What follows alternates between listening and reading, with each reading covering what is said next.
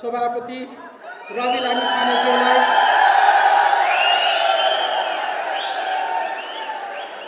स्टेजमा आमन्त्रित गर्दै र यो कार्यक्रम समापन गरिदिनु हुन हार्दिक अनुरोध गर्दछु।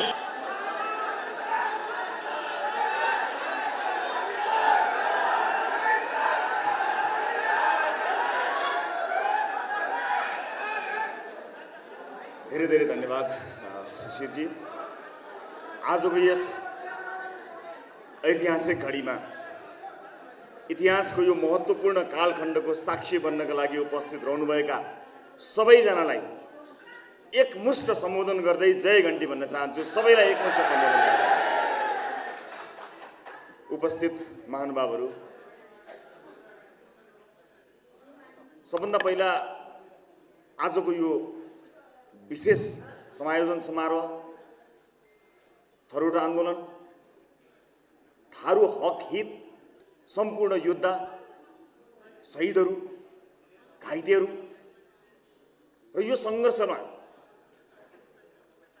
सम्पूर्ण आफ्नो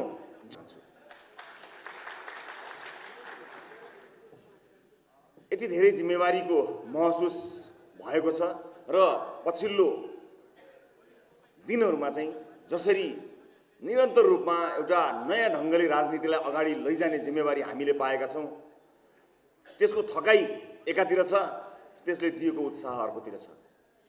हामी इतिहासको एउटा अत्यन्तै महत्त्वपूर्ण मोडमा उभिएका छौँ। इतिहासको यो महत्त्वपूर्ण मोडमा यो देश पहिलोपटक उभिएको होइन, धेरै पटक उभिएको छ। यो देशले इतिहासमा धेरै पटक अवसरहरू पाएको, तर दुःखका साथ भन्नुपर्छ, देशले पाएको अवसरलाई केही अवसरवादीहरूले आफ्नो पोल्टामा पारे देश गरिबको गरिब रह्यो। अब त्यो हुनेवाला छैन। रासोपाको उपस्थितिमा तपाईँ हामीलाई साक्षी राखिसकेपछि अब त्यस्तो हुनेवाला छैन। इतिहासले दिएको यो अवसरलाई हामीले व्यक्तिगत लाभका लागि र पार्टीका लाभका लागि खर्च गर्नेवाला छैनौँ, देशको हितका लागि समर्पित गर्नेछौँ। म सम्झन्छु त्यो दिन 79 असार 7 गते यही हलबाट हामीले राष्ट्रसभाको उद्घोष गरेका थियौँ। म त्यहाँबाट केही कुरा सुरु गर्न चाहन्छु। पार्टी स्थापना गरी अगाडि बढ्ने निधो गऱ्यौँ, त्यतिखेर केन्द्रीय सदस्यताका लागि चाहिने नागरिकता पनि पाउन हामीलाई गाह्रो भयो। हामीले केही पनि पाउन सकेनौँ। अनि छामछाम चुमचुम गर्दा वरपरका देखिएका साथीहरूलाई हात जोडेर, साथी हो तिमीहरू भए पनि समावेश हौ न यो अभियानमा, आउ न, देऊ न नागरिकता, देऊ न भोटर आइडी भनेर जम्मा भएर सुरु गर्यो। कुराको जानकारी थियो, तर त्यतिखेर मैले धेरै साथीहरूलाई सम्झाउनेमा कहिले पनि कमी थिएन, नियत कहिले पनि खोटो थिएन। समयक्रमले यसलाई प्रमाणित गर्दै जान्छ भन्ने कुरामा म विश्वस्त छु र आज जब यो ऐतिहासिक मोडमा हामी आइपुगेका छौँ, यहाँ आइपुग्दाखेरि राजसभा फैलिएको छ, जनताको विश्वास बढेको छ। र म फेरि पनि तपाईँलाई आज जोड लगाएर के भन्न चाहन्छु भने फैलिएको यो विश्वास र भरोसालाई मेरा व्यक्तिगत रूपमा या पार्टीका रूपमा या कुनै गुटका रूपमा कसैको लाभका लागि होइन, मात्र यो सिङ्गो देशको लाभका लागि खर्च गरिनेछ, त्यसलाई मध्यनजर राखिनेछ। म फेरि पनि सम्झन्छु आफ्नो राजनीति देखेर मैले के पाउँछु भनेर होइन, मैले के दिने भनेर बैठक बसियो भने त्यो बैठकहरू सफल हुन्छन्। र म त्याग गर्ने मानिसहरूको नाम सूची बनाउँदा मेरो नाम पहिलो नम्बरमा दर्ज गराउँछु भनेर मैले इतिहासलाई दर्ज गराइसकेको छु। र त्यो सिलसिला सिद्धिएको छैन, त्यो सबैका अनुभवहरू छन्। तपाईँको अनुभवले यस पार्टीलाई यो अभियान बनाउनका लागि तपाईँहरू जोडिनु भयो, पुरा गराउनु। यो यात्राको क्रममा इतिहास बदल्ने बेलामा एउटा दुईटा कोही साथीभाइहरू छुट्लान् नछुट्लान् त्यसको हामी परवाह नगरौँ, तर आन्दोलनका रूपमा तपाईँले वर्षौँसम्म झेल्नुभएको यो उत्पीडन, वर्षौँसम्म झेल्नुभएको यो विभेदको अन्त्य मैले यो पार्टीले होइन, तपाईँ हामी सबैले सँगै मिलेर लडेर सँगै परिणाम दिने हो। हामी आज त्यसका लागि बसेका हौँ। त्यसलाई सदुपयोग गर्न नसकेको एउटा गलत पात्रको रूपमा पनि हाम्रो चित्रण गर्न हामी बसेका छौँ। त्यसैले हामी अत्यन्त जिम्मेवार हुनुपर्ने मोडमा उभिएका छौँ। उपस्थित साथीहरू, विशेष गरेर सबैप्रति म हृदयदेखि नै क्षमा याचना गर्न चाहन्छु। सिक्ने र समृद्ध हुने क्रममा म अझै पनि आफूलाई सिकारु एउटा नागरिक भनौँ, एउटा राजनीतिक कर्मीका रूपमा परिष्कृत पार्ने यात्रामा अगाडि बढेको छु। यी मात्र होइन, ती कमजोरीहरू भएका होलान्, त्यसले मलाई एउटा पाठ सिकाएको छ।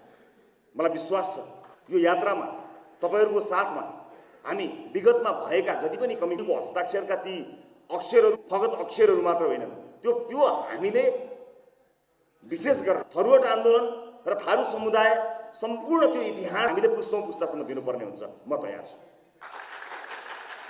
पार्टी सभापतिका रूपमा यो जिम्मेवारी लिन म तयार छु।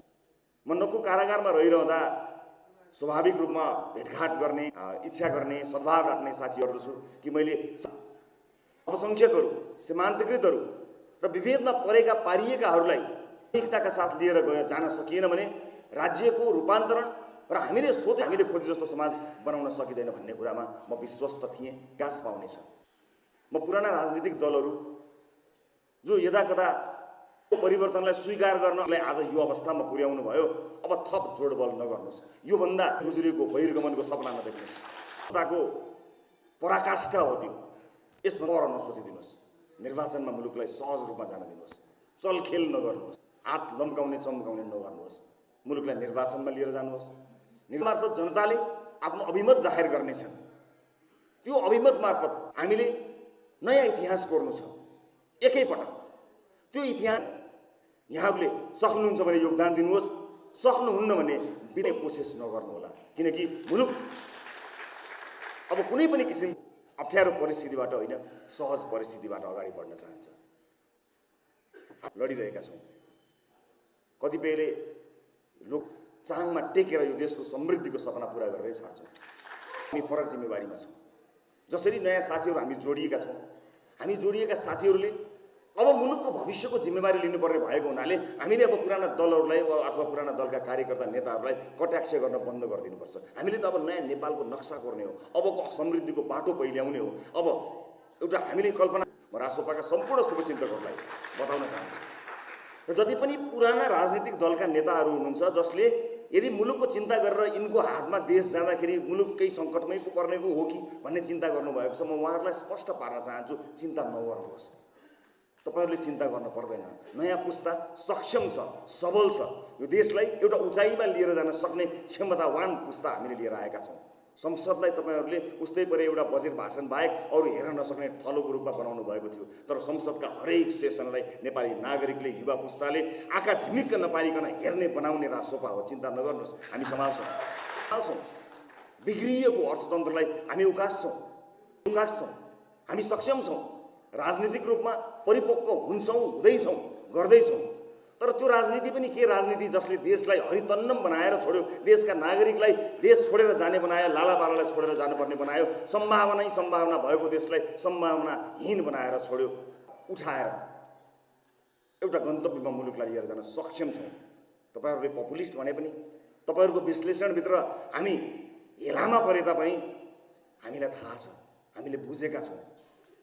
र यो जोडिने क्रममा जसरी हामी नयाँ साथीहरू जोडिएका छौँ, ती साथीहरू अब्बल साथीहरू हुनुहुन्छ, युवा साथीहरू हुनुहुन्छ।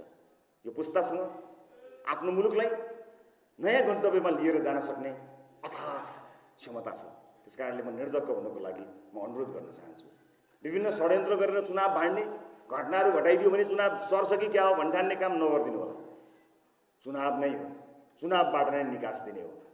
र जति पनि पुराना दलबाट निकास नआएपछि यदि अझै पनि तपाईँ ती पुराना दललाई माया गर्नुहुन्छ भने एउटा काम गरिदिनुहोस्, आफूले माया गरेको दललाई प्रतिपक्षमा राखिदिनुहोस्। एकपटक को सङ्ख्या पुर्याउनलाई नागरिकता समेत नपाएको, भोटर आइडी पनि नपाएको र बल्ल बल्ल हात जोडेर छेउछाउका साथीहरूलाई जम्मा गरेर सुरु गरेको राजनीतिक दलमाथि कति मुद्दा लागे, कति अब हेलना खेप्नु